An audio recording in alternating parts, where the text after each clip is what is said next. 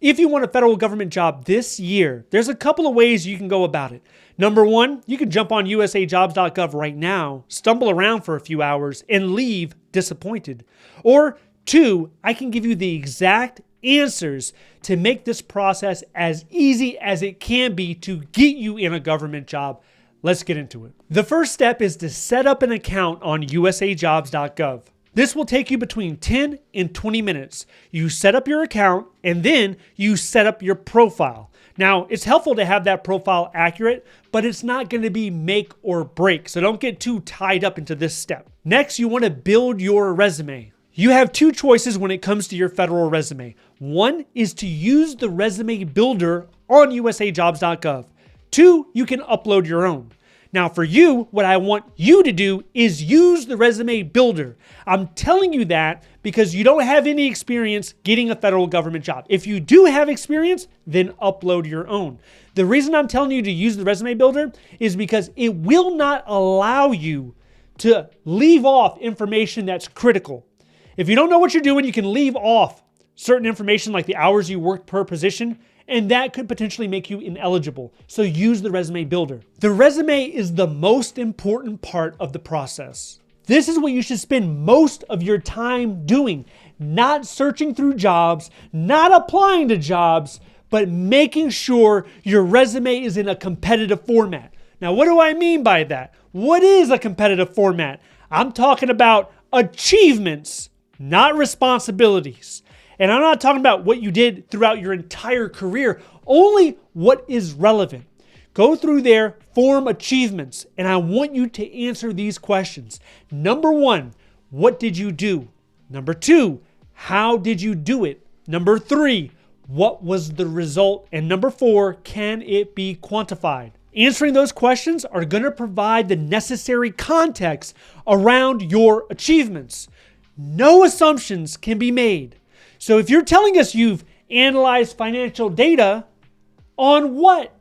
We cannot assume you know how to use Microsoft Excel. We cannot assume that you know how to actually read or fill out a spreadsheet. Why can't we assume it? You didn't tell us.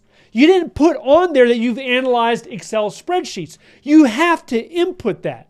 Now, once you have your achievements in a somewhat decent, strong order, have somebody look at it.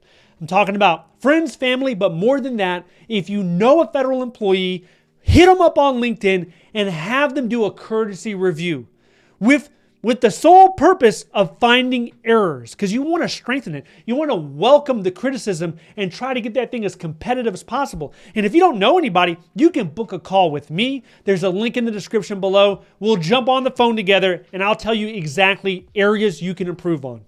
Okay, next, what job are you eligible for? The federal government has over 300 different jobs, and you have to have an idea of what your target job is, because that's going to impact the way that you're writing up your resume. Now, I don't know much about you, but I'm going to go ahead and make an assumption. I'm going to guess you have administrative experience. So what that means is 0341, that's administrative officer. You could be eligible for that. Once you have a target job series, go to the OPM Job Series Handbook 2018 edition. You can Google it. It comes right up. It seems old, but OPM still updates different job series within the handbook. Click on 0300. Then click on 0341. On page 3, it tells you the exact duties and responsibilities for a 0341. This is what your experience should be matching. This also creates a strong base resume for that job series. Now, once you're done with this, you're going to input the filters that apply to you. This means type in your zip code, the hiring path, which will be open to the public, the salary range, which if you're entry level, that should be probably GS5 to GS9, and most importantly, your job series. If you don't have a lot of job opportunities around you based on your zip code, you can push the location bar out. You can look at a 30, 40, 50, 60 mile radius. It's completely up to you. Another thing to keep in mind, if you're open to relocate, you can do that too. There's a reimbursement incentive. They'll actually give you your money back if you move to a location where they need you. Let's say you're in Iowa right now and they need you in North Carolina. You pay for the move now, the government will pay you on the back end. This is only for reimbursement eligible positions. So you can search for that too. You can search for recruitment incentive. You're doing this on the keyword search bar. Type in recruitment incentive.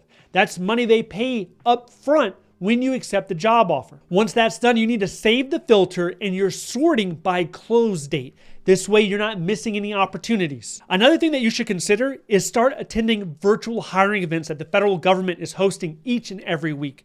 If you want me to go ahead and push you a list every Thursday of the latest hiring events taking place, sign up to the free newsletter down below. Okay, so a few other things to keep in mind. When you're doing the questionnaire, you need to mark yourself high, because if you're not, you could be disqualifying yourself.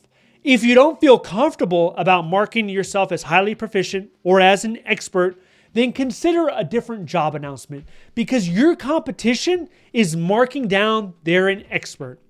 Some jobs also have further assessments. When you take these assessments, they're going to email you. As soon as you apply, they're going to email you, say, hey, there's 2 or 3 assessments you got to fill out.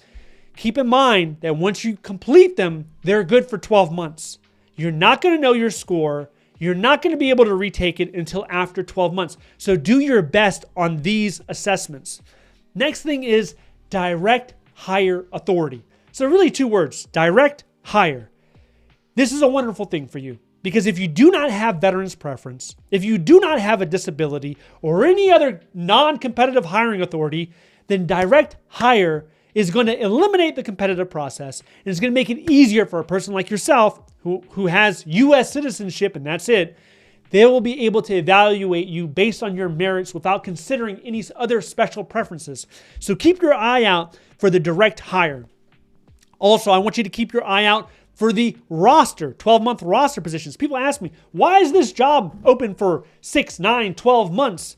It's collecting resumes, but they periodically assess the candidates. They do interviews multiple times throughout that time duration. So if it's a 12-month position, they could do 10, 11, 12 interviews throughout those 12 months. So essentially, you are applying once and you're being considered a dozen times or even more.